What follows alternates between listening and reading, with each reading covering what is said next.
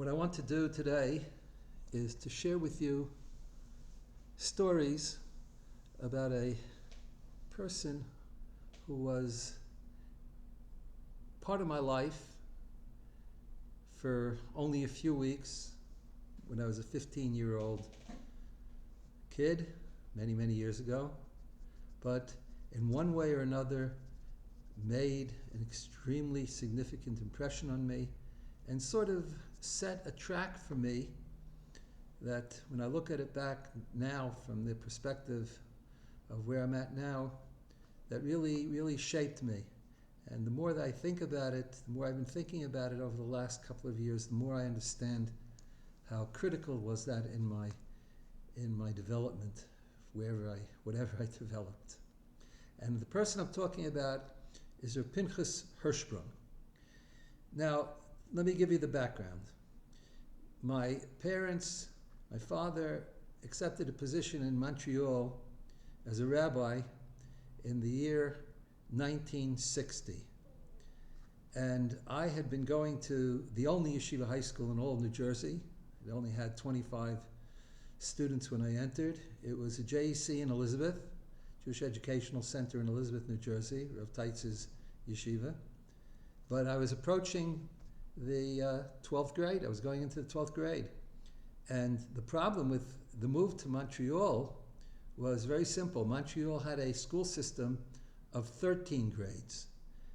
And it would have meant that I would have to stay another year in a system that I was not prepared for.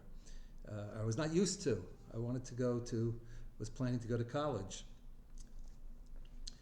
So the question is, what would I do? Where would I go to school? And my parents agreed that I would go to a yeshiva in Cleveland, the Telz Yeshiva, which was then probably the biggest yeshiva, certainly outside of New York, and perhaps certainly was a lot bigger than Lakewood in those days. In any case, I would go to Telz to learn for a year, and then I would go on, as I did, to Yeshiva University. But my father was concerned that perhaps I wasn't well enough prepared to go to Telz. Telz was a full-time yeshiva. It had a high school, but the high school wasn't very much or very intensive. So most of the time, overwhelmingly, it was about learning. And so my father had an idea. And the idea is that during the summer, instead of hanging out in Montreal and discovering the ins and outs of this city, I would learn with somebody during the summer. And he said, okay, he wanted me to learn with somebody named Rabbi Hirshprung. So, okay, I never heard of Rabbi Hirshprung before, but fine. I liked learning, and I would be glad to learn. And the idea was that I would learn with him for an hour every day, 5 days a week, for a period of what I could recall, something like 6 or 7 weeks. Be it as it may. So let us begin. My father took me to the yeshiva where Rabbi Hirshprung was, the base medrash. It was basically, as I found out, an empty base medrash during most of the summer. People would occasionally come in to learn and to talk with him, but we came into an empty base medrash in the old Jewish section of Montreal. The name of the yeshiva was Merkaz HaTorah, and there was Rav Hirshprung with another Rosh Yeshiva-looking type.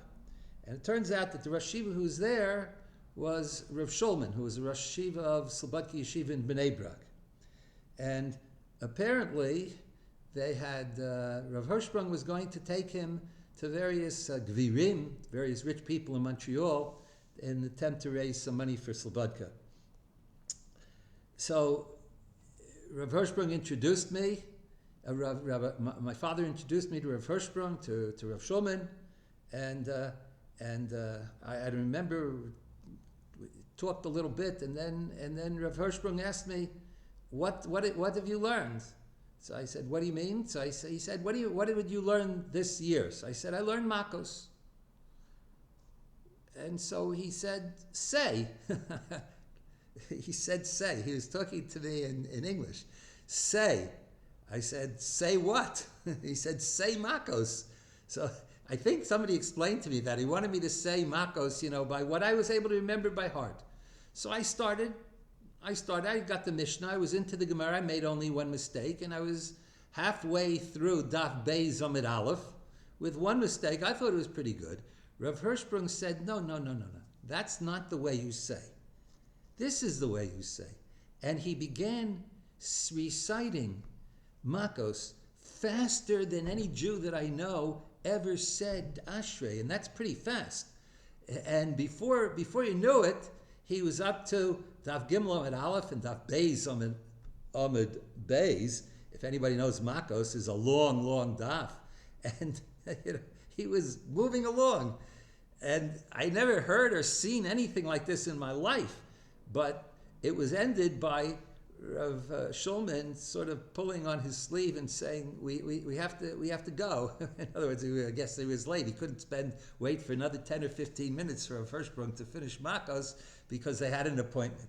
So Rav Hirshprung said, "Okay," and he told me to come back on I think it was the next day, to come back on the next day, and we would learn something together. Okay, and we'd learn every day. Okay, so that was my first introduction to Rav Hirshprung. Say. Okay, so I came into the Beis Medrash the next day, around probably about 10 o'clock in the morning. Again, it was an empty Beis Medrash. Rav Hirshprung was sitting there, and I came, and he said, okay, he says, what will we learn? So I said, I don't know what we'll learn. So he said, okay, I had no idea of what I was dealing with here. He said, whatever, I mean, he said, okay, Nedarim. So I had never learned, I had learned maybe the last parak of Nedarim a little bit, but I never learned the beginning of Nedarim. So okay, it's fine, Nedarim. He said, go and get Gemara. There was the shelves of Svarim in the back of the old Beis Medrash. Go and get some Gemaras and bring it to the front. He was sitting at a table in the front, and I love telling the story because I'm in the Beis Medrash now. I'm in the Beis Medrash. I'm seeing it. It's very.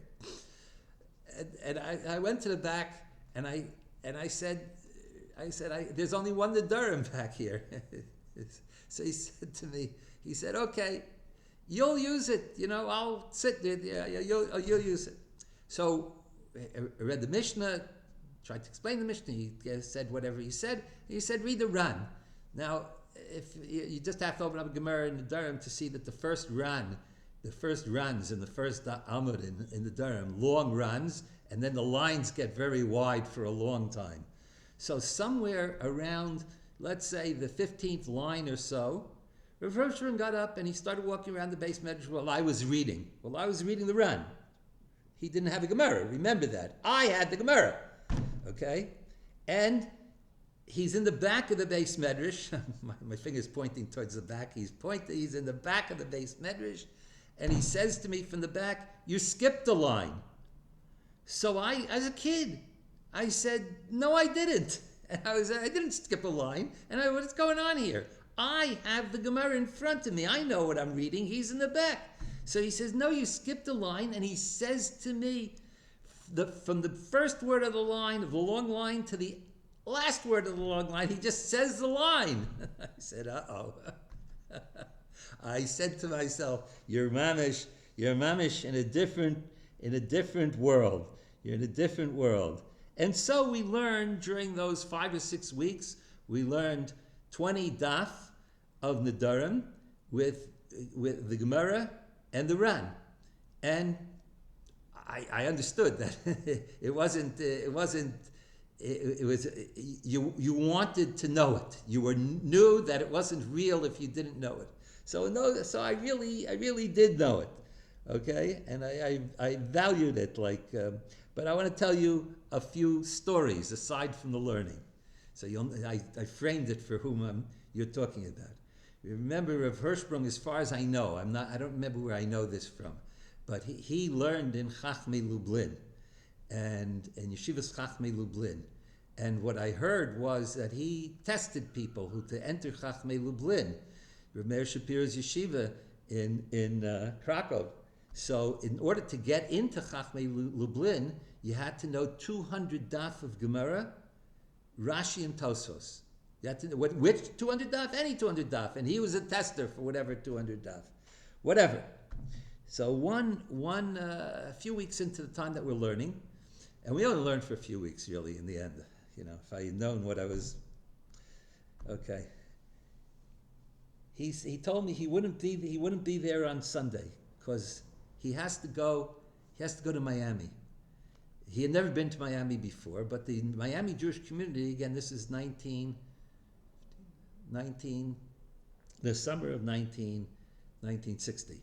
So the Miami Jewish community was bringing him there to give a speech on behalf of they want to build a mikveh, and he was brought as a guest speaker to build right. So he came back from Miami, and he said, "I want to tell you a story before we began learning. I want to tell you a story."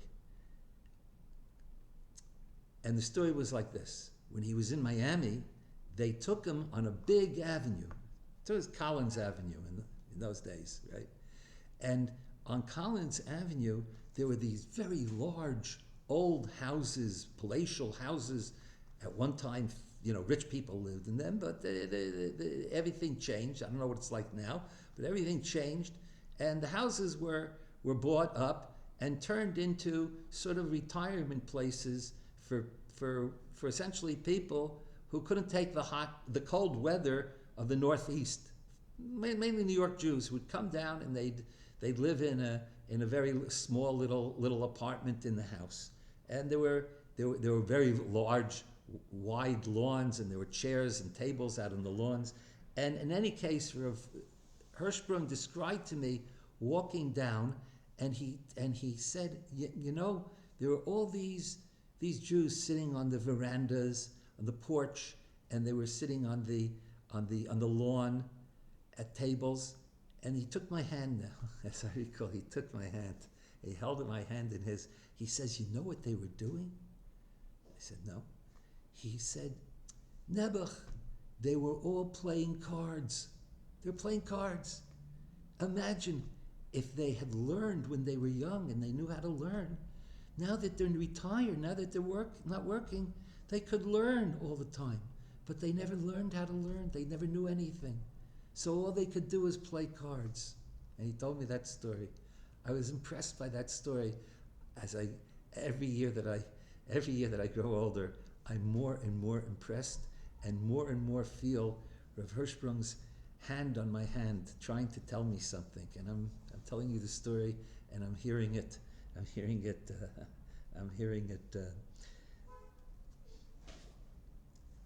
many years later. More than 60 years later, I'm hearing this story. It's true. Another story. Again, we're sitting in the Beis Medrash learning, and a kid with long payas, looked like about 13 years old, walks into the Beis Medrash and comes over to us and introduces himself. He says whatever his name was, and Hirshprung said, "Where are you from?" He said he's from New York, and he learns in the Satmar Yeshiva in New York. And his Rebbe told him that when he comes to Montreal, apparently the Rebbe knew he was going to Montreal, he should take a bechina, he should take a test on the Gemara that he's learned this year. Obviously, he was probably the best kid in the shir. You don't send somebody who doesn't know anything to get tested by Rav Hirshprung. So Rav Hirshprung says to him, and beside Gemara, what did you learn? Did you learn some math, some English? For this, the kid said no, but Rav Hirshprung didn't.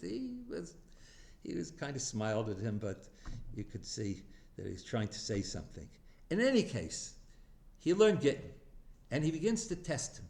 And he asks him kasha on Daf Beis and then Daf Gimel, and the questions are getting harder. I happen to have learned Gittin, so I knew a little bit, and I knew a little bit until Daf Lamed, and I saw the kid really knew Gittin. And he's going on, and I have a sense that the questions were getting harder. But somewhere around Daf Samach something Amud Aleph, a tofs at the top of the Amud. That's what I remember. I remember the exact tosay. I never learned it before. Rav Hirshprung asks him a question. Kid thinks, doesn't know, didn't say, I don't know. So Rav Hirshprung goes another two daf and asks him another question. The kid says, wait a minute, what's the answer to the question? Rav Hirshprung says, I don't know. So the kid says, if the Rebbe doesn't know, why did he ask me? Rav Hirshprung, who had wonderful, wonderful, wide eyes, his eyes opened wide in wonder, and he said to the kid, I thought if I don't know, maybe you would know. Maybe you would know. I'm still a 15-year-old kid, but I knew that's just something. Maybe you would know. And then he said to the kid, right, why don't you come back? He asked him some more questions, and the kid knew everything. And then he said, why don't you come back on such and such a day, and we'll sit down, you and me, we'll sit down together, and we'll learn the Tosos. We'll see if we can figure out an answer. And I, being a kid, being a punk, I didn't ask Rav Hirshprung whether or not, I'm sure the kid came back, but whether or not they figured out an answer. But, right, mi talmidai yoser mikulam, Rav Hirshprung, he just wanted to know, he just wanted to find the truth. Then, the last story. People used to wander into the base medrash to say hello or whatever. It wasn't too often. It was mostly a deserted base medrash, and this was towards the end. A certain person whom I happened to have known from before, I didn't have a good feeling about this person. It's a person who used to go around collecting money for himself. He had learned in yeshivas in Europe, but he's a very contentious person. In fact, I, as a kid, when I was about 13 years old, had a run-in with this fellow. I see the guy walking into the base medrash. It wasn't from Montreal. He wandered around, right? And he comes into the base medrash, and he says, and he's talking to Rav Hirshprung, and he's talking. Somehow he brought up the point of somebody has Ruach HaKodesh. And Rav Hirshprung said, the guy starts arguing with him, and he said, but the Belzer Rebbe, when we're talking about the old Alter Belzer Rebbe, he had Ruach HaKodesh. So Rav Hirshprung said to him with a smile, he says, I think to have Ruach HaKodesh, to know whether somebody has Ruach HaKodesh, you have to have Ruach HaKodesh yourself. So the guy, he says, I could see the guy was, so he said, he said, they tell me you're a bucky. He says to Rav Hirshprung, they tell me you're a bucky. So Rav Hirshprung says, I can't help what people tell you. And then he just says, have you ever heard of Orson Welles? So Rav Hirshprung says, yes, which I think surprised him. Like he had heard of this movie actor, Orson Welles. Rav Hirshprung said yes. Okay? So he said, I don't remember the exact lashon, but it was more or less, if you're a bucky, where is Orson Welles found in the Gemara? Like that. Now I want to say something. That, like people who really know Gemara, sometimes you ask where something is found, so you can see sort of like they're going through the whole Gemara. So it takes them a minute or two, and then they, like they're reading through the Gemara. Zip, zip, zip, zip, zip. So Rav Hirshprung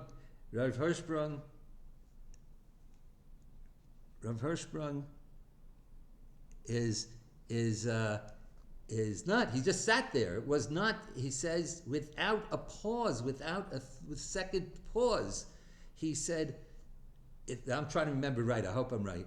Avodah Zara Daf Nun Gimel Amud Aleph, the second word on the Amud. And what is? There is Rabbi Hillel on Nun Beis Amud Beis. Maybe it's the third word. Berei de Rabbi Vels, Vav Vav Lamech Samach. That's Vels, because in Yiddish you don't have a w sound. Hebrew, Yiddish, right? Vels, Aramaic. So Vels, Rabbi Hillel Berei de Rabbi Vels, the father of Rabbi Hillel, the father of this. So that was the person remained speechless, and many years have gone by, but still, what I learned with Rav Hirshprung was about what it meant, what it was to be in the presence of of a Gadol Torah who was an unusually kind person. I mean, he was obviously kind because he learned with this kid called Ebner, but who cared about people. Tremendous sense of achrayut. Those people who are interested will look up on other places in the perhaps on the internet or other places about who and what Rabbi Hirshprung was. But Rabbi Hirshprung, I carry Rabbi Hirshprung with me, and in all the years that I taught, I was sure I was always more or less careful to tell one of these stories to the guys, and maybe it passed on. Halavai.